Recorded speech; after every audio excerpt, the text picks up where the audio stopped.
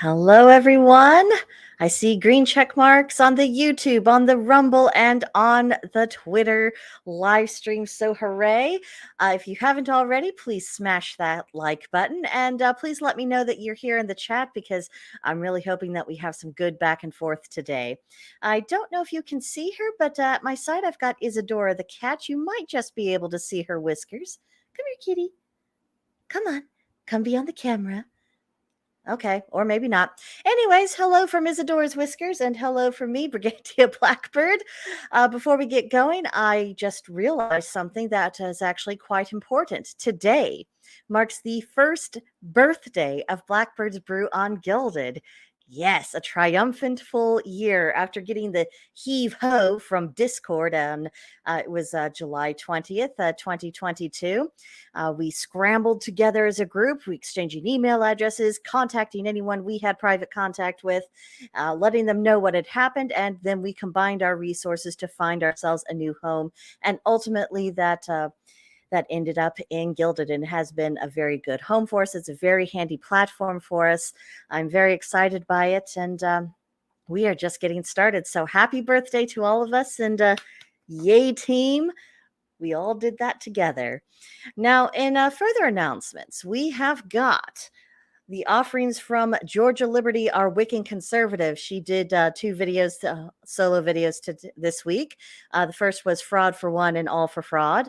And then Deja Vu again. I bet you could take some educated guesses what her topics just might be relating to.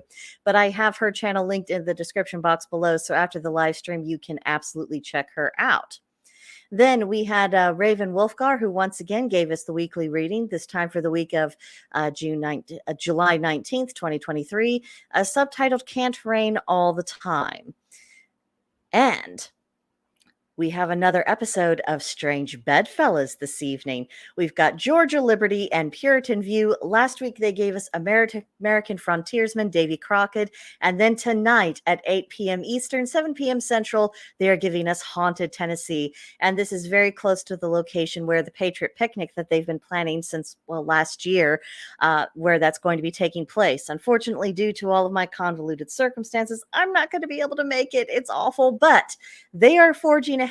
They're going to be there. They would love to get in touch with you if you also want to attend, or if you want to coordinate a similar event where you're at with people local to you if you can't actually travel there. So reach out to them. You can find them at Blackbird's Brew on Gilded if you want to have a little bit more of a back and forth conversation, or just shout Georgia out on her channel, Wiccan Conservative. Either her or Puritan View would be more than happy to give you plenty of details. Alrighty. And then next up, for our next Blackbird's Brew on Gilded group chat, it is going to be on the topic of the power of the sun. This will be Wednesday, July 26, 2023. It will be in the Banquet Hall channel that has both voice and video capability. It will begin at 7:30 p.m. Eastern, which is 6:30 p.m. Central, 5:30 p.m. Mountain, 4:30 p.m. Pacific. And it'll all be about solar deities, solar celebrations, solar magic, any direction you want to go about the power of the sun. That's what we're going to be getting into next Wednesday. So anyone's very welcome to join us in on that. Now, for the reason why we are here, the American Renaissance. This has actually occurred to me because of all the campaigning that Vivek Ramaswamy has been doing. He's been talking about, that missing piece of the American soul, about our struggle for identity, our struggle for purpose, and our need to essentially to be reborn in some fashion. And what he's talking about, it goes far beyond politics or his own political career and his aspirations or anything of that kind. So, let's just set the man aside and what he wants to do, over here, put it in a box. But let's focus on the actual idea of what he is talking about at its core. And it is that American Renaissance, which we know by definition, of course, is a rebirth or a revival. And that's really what we're needing. We are needing that resurgence of who we really are as Americans, all of our principles, all the things that actually made us good to begin with, and just bringing them forward into the here and now, putting them into practice. And then by extension, that is an automatic way of pushing back against the opposition who would prefer that we be Marxists and not Americans. So I think this is very timely. I think this touches on not just our politics, as I mentioned, but I think this also touches on our spirituality, our culture, the way we deal with technology, and even how we think about ourselves. Because the idea of what it means to be an American, that starts within an individual's soul.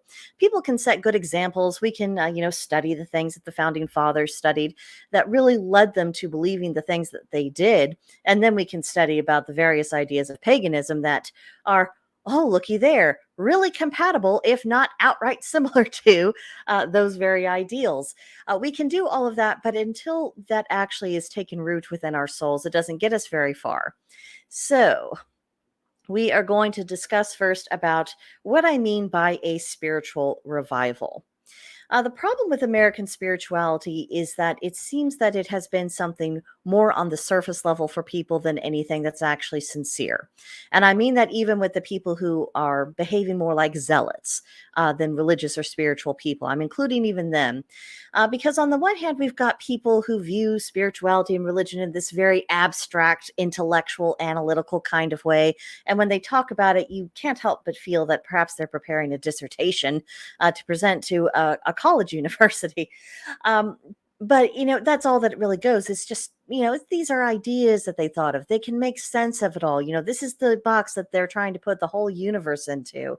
But that's not really what I would call an authentic kind of spirituality. And then we have the performative spirituality. This is the category that I would put most zealots into, to be quite honest with you.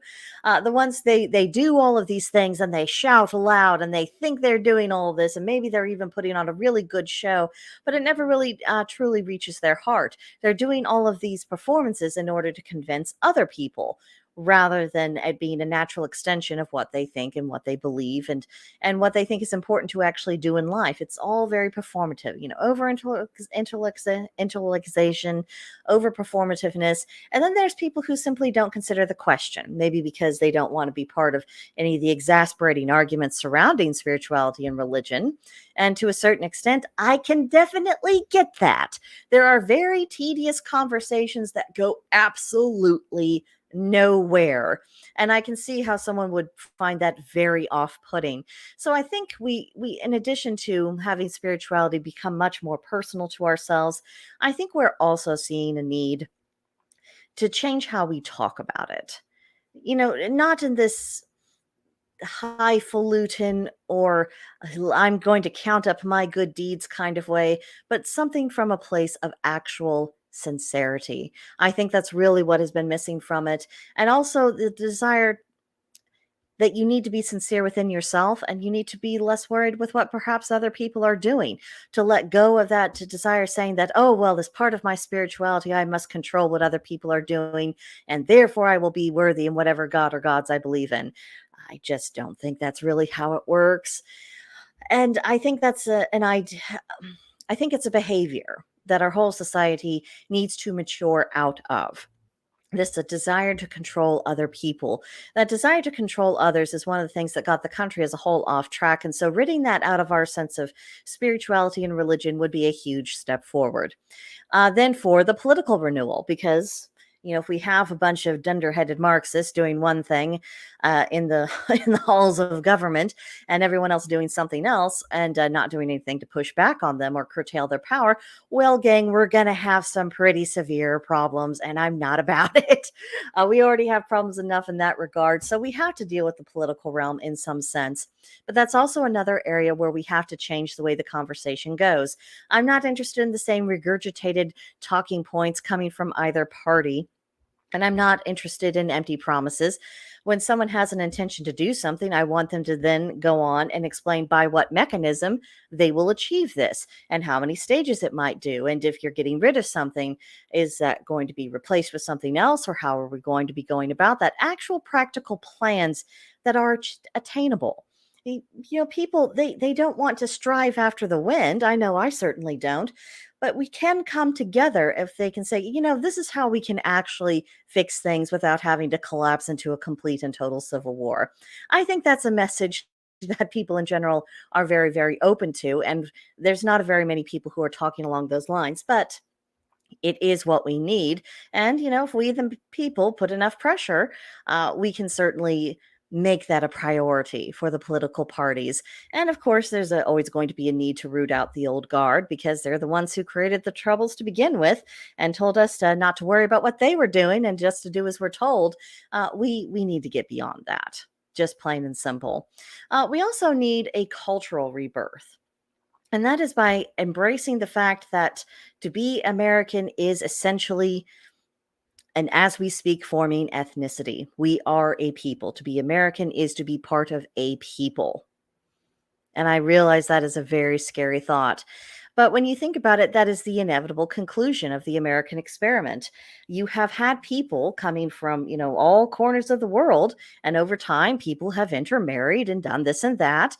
And now we're looking at each other and saying, well, what do we have in common? Because for so many years, everyone in the cultural space and everyone in the political space and many people in the spiritual space have pointed out all of the various boxes that we need to split ourselves up into. And very few people are talking about what we actually have in common. And it's what we have in common that's really going to lead to that rebirth of our culture and saying, we do like the same things. We are valuing very similar things. And that's where we can come together. And that's what we can celebrate and enjoy together. And that brings me to the need for a psychological revolution. Because again, to be American, that is also a state of mind. And how many people can you genuinely say have an American state of mind? How many people are jumping at the sight of their own shadows? They say, oh, I'd like to do this or that, but I'm afraid of other people. Or I really feel like if the opposition would just give me permission to be myself, then maybe I could. Or they think that, oh, it's all futile. I don't want to. Can't someone else be in charge of this? This is a sign of great mental distress. That is not who Americans are. We are not worrying about, we don't have an exaggerated concern for the opinions of other people. I mean, it's one thing to have a proper concern for the opinions of other people because we are living in the same world and there's got to be some give and take, to a certain degree. But it's another thing to be completely dominated by the opinions of other people or by fear of the retribution if you were to go against whatever people are really wanting to do. If you're thinking, no, I think I'd prefer to do my own thing. And like, oh, but if you do that, you're not one of us and we'll really treat you accordingly. We need to adapt psychologically and say, I'm not going to live in that prison. I'm not going to live in the kind of prison where I'm looking for the approval of my enemies. I'm not going to live in a prison to where I feel like I don't have the right to exist. And if you feel like you don't have the right to exist and you can't speak your mind and you can't have an honest exchange of opinions with any other being, then my goodness, what a horrible state of depression you must be in. I mean it, because if you cannot be anything real, if you cannot actually develop your own personal talents and conduct your affairs in a way you see fit, that's, not messing around with anybody else, if you feel like you can't, then whose life are you living? Because you're not living your life. You might be living the life that someone else has prescribed for you, but you're not living yours. So we've got to stop asking for permission. We've got to stop seeing ourselves as being at the bottom of the totem pole. We have got to start asserting our authority as individuals. And then we also need that technological rethink. There's no getting rid of our machines, but my goodness, do the machines have to be in charge? Do they have to dominate everything? Do we have to allow ourselves to be shaped by them? Do we have to become the little cyborgs that some people in the field of technology would prefer us to be? Because wouldn't that just be so efficient? No, we've got to start putting our tools back in their place. They are here to service us, not the other way around. And also, this also brings up the question of AI. There are things that AI could theoretically be very useful for, and other things that it's not going to be making the mark whatsoever. And we also have got to start thinking about putting pressure on people to put limitations on that, because we don't want to find ourselves in the dystopian existence that so many sci-fi movies, said, wouldn't this be horrible if the machines got out of control? We don't want to find ourselves in that situation. And we don't want to find ourselves in a situation of like, oh, I can't do anything, or I'm so committed to this digital life and everything I do is on it. Well, I don't really see the point of being in an actual life. We've got to push back against that, because that's how they get you in the pod eating the bugs and, essentially plugging yourself into, the matrix. We have to reject that, because if we allow the machines and the technology to absolutely take over, then we cease to be human. And what is the point of that? We can't be anything else. And to be trapped in this digital world where nothing is tactile and nothing is real, we were not set up to handle that. It's not how we evolved. It's not the journey that the gods have taken us on. So we've got to put this genie back in its bottle, at least firmly in its place.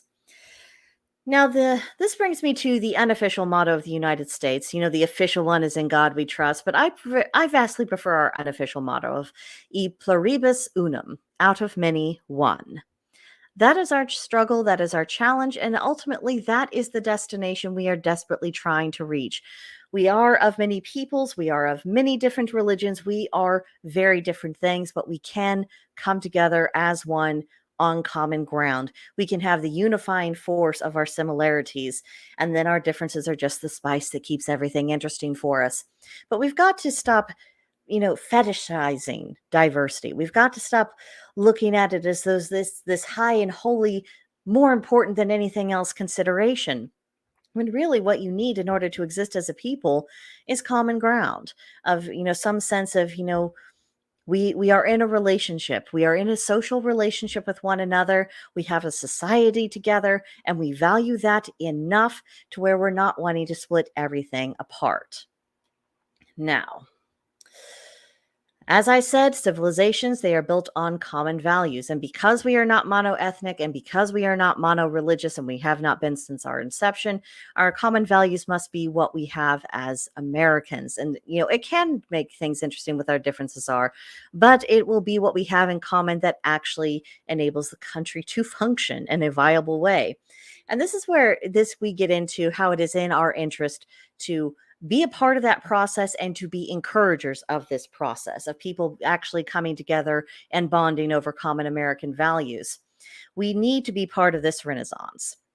And it begins by stressing what we have in common with other religious groups. And this helps take the scary of us out of their minds. For starters, reverence for deity. We shouldn't be ashamed of that, and we should not be shy about it. That should be something that we talk about, in our podcast and our communities, and situations where non-pagans will get to hear of it. They need to see that we have certainly a reverence for the gods we worship. And then with the prioritizing of the family, no pagan civilization failed to emphasize the need to have a strong family unit. And that's going to be very powerful for us right now, because our neighbors are terribly concerned about what's happened to the family unit. Through various ideologies, there's been attacks on marriage, on the whole concept of a family.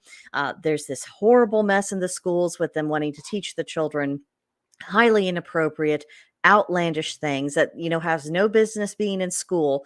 And parents are really concerned, and they're being very alert to other threats against their children and against people, against their own autonomy to bring up their children in the manner in which they see fit.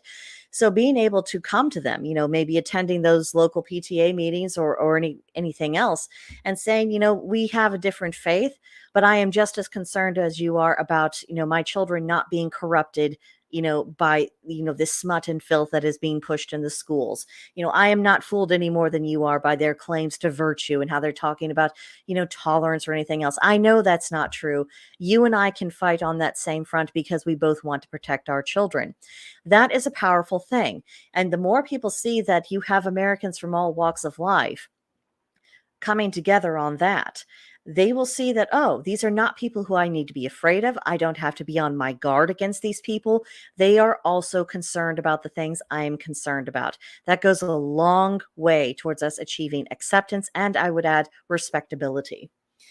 The next thing is promoting our shared culture and history. We have a lot of shared culture and history built up as Americans, but also if we go into our ancestral groups, there are different things that we do have in common that we've been brought forward into this new world. And it matters, the American heroes, those are our heroes as well. And no, they were not pagan people like Davy Crockett, as I was mentioned in the Strange Bedfellows live stream of last week from Georgia Liberty and Puritan View. I mean, Davy Crockett, he was a Christian man. He had nothing to do with paganism, but he was an American and he embodied a lot of values that we ourselves actually admire. And saying, yes, I can admire this person for the things that he did, and then also bring up, and he reminds me of this hero from our mythology. And isn't it wonderful that we see this spirit carrying through no matter how human society evolves? And that can get people interested in their own backgrounds and saying, oh, this thing that I was taught was evil, or this thing that I was taught that wasn't any good, or I didn't need to think about. It's actually interesting. It's actually something that I can resonate with. It's something that is recognizable as good. And, it isn't about, converting people to paganism. The people who belong in pagan faiths, we find our way here oftentimes through a great deal of obstacles. So I'm not worried about, people finding their spiritual homes. That has a way of happening naturally. And, the web of weird has its way of, stringing people along in the direction they need to go.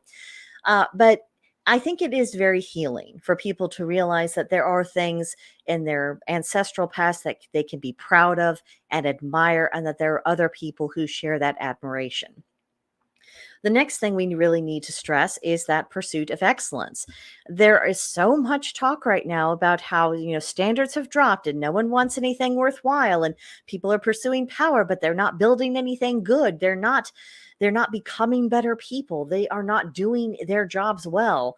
And to hear our group talk about, the pursuit of excellence is actually really core to our faith. If we are not endeavoring to become better people, if we are not performing our work in a good and honorable manner, if we are not doing our utmost to be a contributing member of society, then we have failed in the pursuit of excellence, and we have failed in one of our articles of faith. Stressing that similarity with their common concerns helps a great deal. And then there's also the matter of honoring our ancestors who built the country. Now, maybe you immigrated 5 minutes ago, legally, I hope. And, maybe you don't have a long ancestral line of people who actually were part of, formative years of this country and were here during major events. Okay, fine. But if you are here and you belong here and you are seeking to become American and you're really wanting to embody these values, then you are essentially adopting our history. You're saying, no, I do not have family lineage here. I'm establishing one now. But the people who actually built this nation and created the good things about it, I admire them. They did a good thing. If it wasn't for their lives, if it wasn't for their sacrifices, we could not even have the hope of what we have now, let alone restoring it to what it really ought to be. So having those conversations, I think that goes a long way to de-alienating us. And also, if we do have that longer history, I mean, on my father's side of the family, we go back before the revolution. And because of that, for for many hundreds of years, we've always had a stake here. I've had, ancestors who fought, in the Revolution, in the Civil War, War of 1812, and on forward. There are people in my bloodline who fought and died for this nation, and I am very proud of that. They could have gone the other way, and yet they did not. And they chose this country. They chose our ideals. They chose the fledgling culture, and they helped shape it. And that's not nothing. And I know there are other pagans out there who are in the exact same boat I am, that we do have roots in this country. And so by embracing that and saying this, we haven't rejected this. We're embracing our whole heritage by also embracing what came before our family arrived on these shores. But we are certainly not forgetting why our families came here and what it means for us to be here today. We can form a lot of common ground if we try. So this brings me to the question of adopting a American pagan identity. Because when we describe ourselves as American pagans, that is communicating to other people that we actually are embracing our whole heritage. We are acknowledging who and what we really are. Certainly we are denoting that our paganism, that has roots in other continents in the very distant past. But by putting the American in front of it, we're saying we know we're here. We know this is our country, our culture, our people, and that matters to us. And so we are taking our ancient principles and we are applying them in the society, and it's compatible with the society. So that says something right off the bat about who we are. And by embracing the word American, that is reassuring non pagans that we aren't anti American and consequently not a threat to their way of life. This is of paramount importance to communicate because people feel under attack, whether for their religion or their fact that they are of European descent, is feel under attack, and they do not need one more enemy, and they don't need one more wolf in sheep's clothing saying, oh yeah, you're just asking for tolerance, but what you really want is just to take over my entire civilization. If we can reassure them that we're actually wanting to uphold our civilization and we would like it to be better, and we are willing to work towards that end, that goes a long way, and it can help break down the prejudices against us.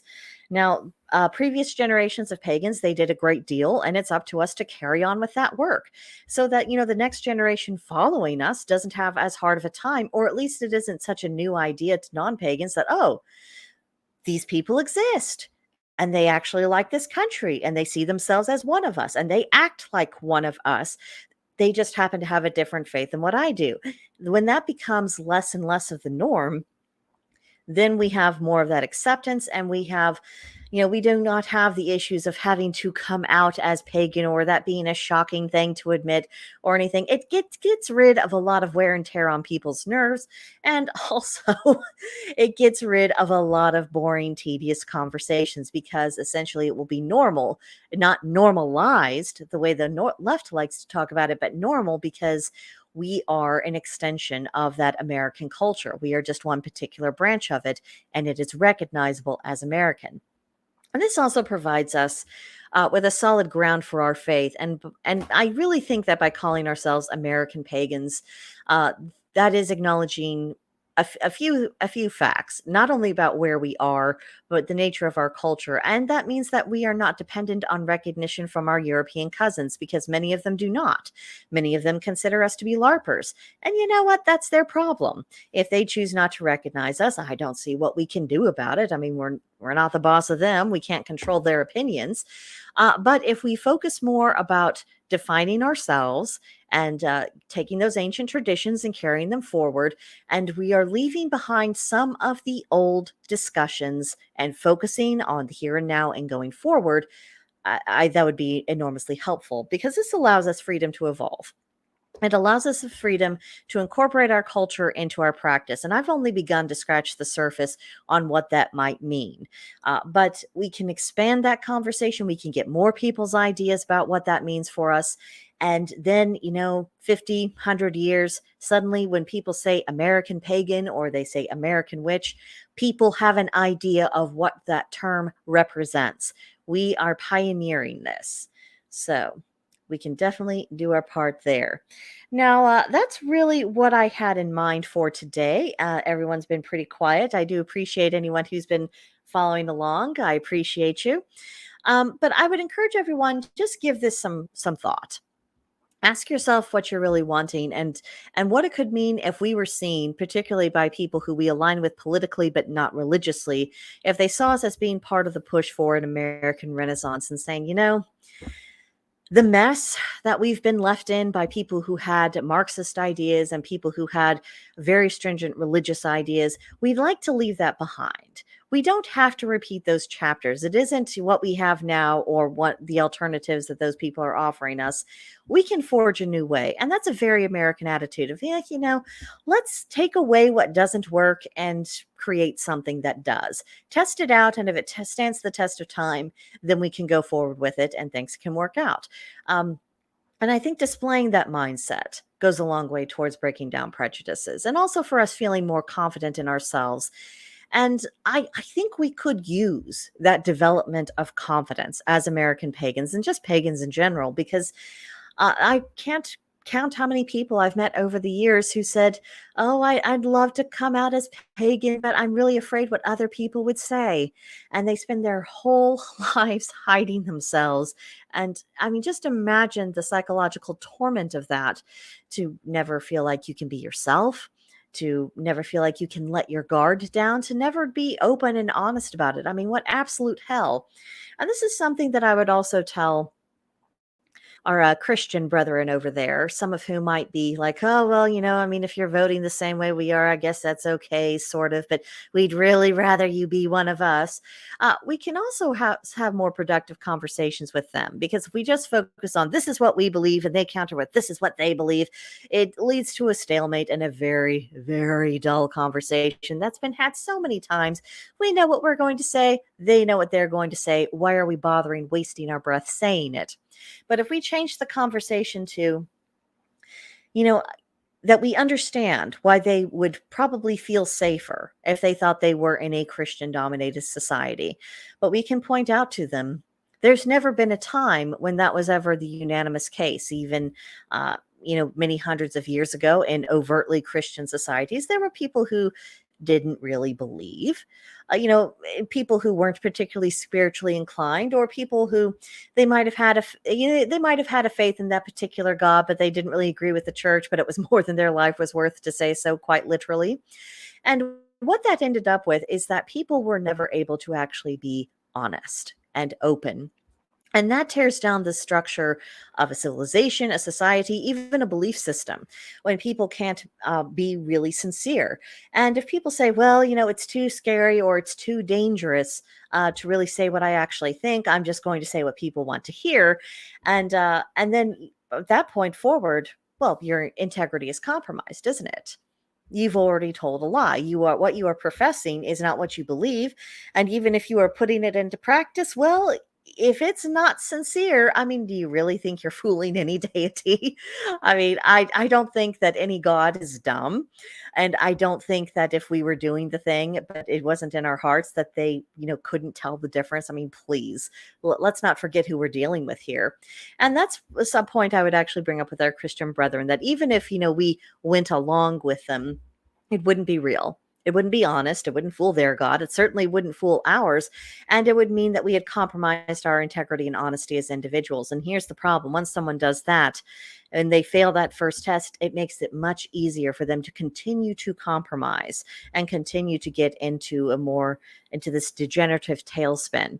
If we wonder why some people ultimately do terrible things, it always begins with making these small little agreements with their consciences. They're not being honest. They're not displaying integrity. They're not acting on principle. And then there comes a day it's like, well, I'm not really doing any of the things that I say I should do. I don't really believe any of the things that I say I should believe. So what does it hurt if I tell one more lie? And then people wonder why the world gets in the state that it's in. Well, you can't encourage liars. You can't reward dishonesty. It's better to know where people actually stand and say, there's going to be some areas where, we're just going to have to agree to disagree and say, there's not a lot of point in us discussing this because there's nowhere for the conversation to go. But there is a lot of room for us to build together on the things we do agree about. And that change of focus, I think, could be very helpful towards pushing this American Renaissance and being a recognized part of it as a pagan people.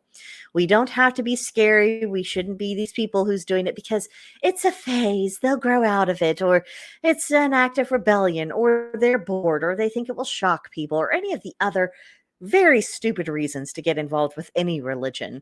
If we can get past that adolescence and, actually become mature, spiritually mature, not just mature in years, then we have something to offer our society and say, hey, we are here to help. We are sharing this world. We want it to be essentially what our founding fathers promised it could be. We are wanting to enact that. We can help you. And we're not asking you to change. We're not, keep your churches, worship, sing on Sundays, do your thing. Just don't be surprised if there comes a time we have a stone circle that we've built and we're doing the same. It's not a big deal if we agree to respect boundaries. And that isn't even let and let live. That's just a sheer practicality. The idea of freedom of religion is one of the most brilliant things the founders ever did, because it puts so many arguments on the back burner. And it really refocuses that idea on what do we actually agree on? What do we need to focus on in order to build a foundation of a society together? Because we're not going to be fully aligned on all these other things. So let's focus on where we can. And that's really the message for today. And if it resonated with you, please share this video, invite people to Blackbird's Brew on Gilded, and let's start having more in-depth conversations. Next week, I'm toying around with a few ideas having to do with gods as related to our professions, and just making more of an effort to think about what gods are actually who have charge or who have talents or have lessons to teach regarding the line of work we happen to be in. This is another way of really integrating spirituality into our everyday life. And it's not something that I generally hear our European cousins talking about as much, or at least not as explicitly. And since our work is pretty intrinsic to the American character, a lot of people do define themselves by their jobs. I think this would be an opportunity to make sure that we retain our psychological balance, and that we're not so focused on, the job, that we forget the spiritual aspects of things as well. So, assuming nothing happens, I'll be doing that next week. Fingers crossed. The process with moving out to the farm is underway. We have not made as much progress as I would have hoped, but we are still making progress, and we are getting over our little hurdles as they arrive. And so I'm really, really hoping that it's not going to be too much longer before we are there. And when we are there, just pardon our dust as we go through the renovations. But that's all I have for you today. Have a wonderful rest of your Friday, and I'll see you guys next time. Bye-bye.